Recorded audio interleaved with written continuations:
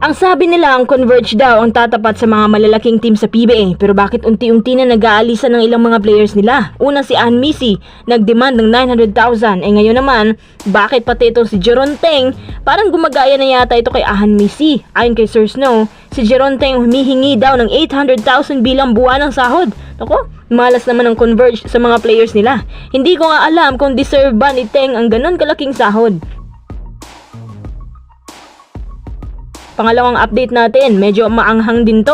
Stanley Pringle, plano na rin pakawala ng Ginebra ngayong darating na season. Pero bakit naman? Bago tayo magpatuloy, kung nais nyo suportahan ang aking channel, just click subscribe and share. Ayon kay Snow Badwa, may isa pang player mula sa Converge ang gumagaya na rin kay Ann Missy. Gumagaya na rin sa style ng sahuran. Kung si Ann Missy humihingi ng 900,000 kada buwan, itong si Teng humihingi ng 900,000 per month. Anak ng, bakit nagkakaganito ang mga players ng Converge? Akala ko ba magiging pantapat ito sa SMC kasi naman hindi daw sila magpa-farm tapos hahasain daw nila mga players at kaya daw nilang magbayad kasi mayaman naman si Sir Dennis Uy. Pero minalas ata ang Converge sa mga players nila. Kung titingnan mong nangyari si Ann Missy, ang ganda na ng buhay niya ngayon sa Ginebra kasi nag-exceed pa ang expectation sa sahuran. Hindi kaya nabulunan din si Teng at gusto rin kumita ng ganito kalaki kada buwan? At kung ikukumpara mo ang dalawa, sabihin na lang natin na hindi superstar si Maverick pero malayo si Teng sa kanya. Kung si Ann Missy siguro hihingi ng 700 to 800 kada buwan, medyo okay pa. Pero si Teng, hindi kasi siya consistent at hindi masyadong magaling para bigyan ng ganun kalaking sahod. Dahil sa mga demand na ganito, nirelease na po siya ng Converge at dahil nirelease na nga siya, may malilibre na naman na isang player na makukuha ng MVP or SMC. Hindi na tayo bumabata at hindi na rin magbabago ang ganitong sistema sa PBA. Kapag walang kumuha kay Teng kasi nga hindi consistent, baka mangibang bansa na rin to gaya ni Kiefer Wright, Parks at Bolik. Base sa kanyang stats, siya ay nagkaka-average lang naman ng 10 PPG at hindi mo rin masasabi kung franchise player ba siya. Tingnan na lang natin kung anong resulta ng negosasyon sa pagitan ng Converge at ni Teng or kung may kukuha ba sa kanya. Pera-pera na nga talaga ang basketball ngayon, no?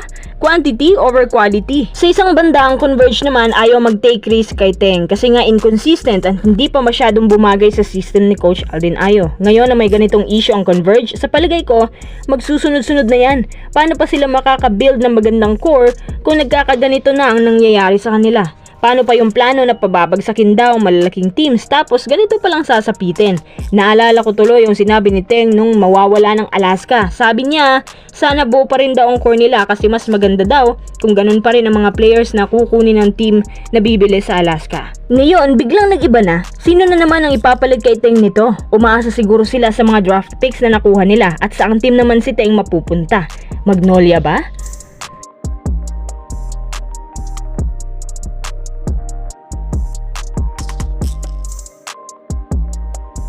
Tara, next update tayo. Balitang PBA trade pa rin. Ayon pa rin kay Sir Snow, si Stanley Pringle maliligwak din sa Ginebra. Papakawalan din pala.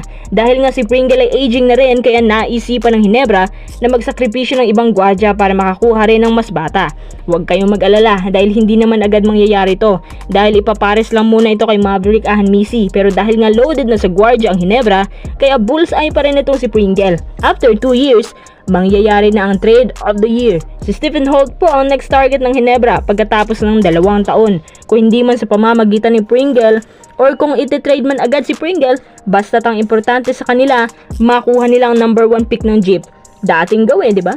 Ganun pa rin ang mga big teams. Siyempre, obserbahan pa naman yan kung tumama ba sa expectation nila ang mga performances nito. Pero sa palagay ko, hindi lang ang Ginebra ang may ikipagpatayan kay Holt. Ang dami pang pwedeng kumuha sa kanya, pwede rin TNT. Palakihan na lang ng offer. Kasi alam nyo, napakataas po ng value ni Holt mga kuys. Lalo na marami pala sana naghihintay na offer sa kanya sa Europa.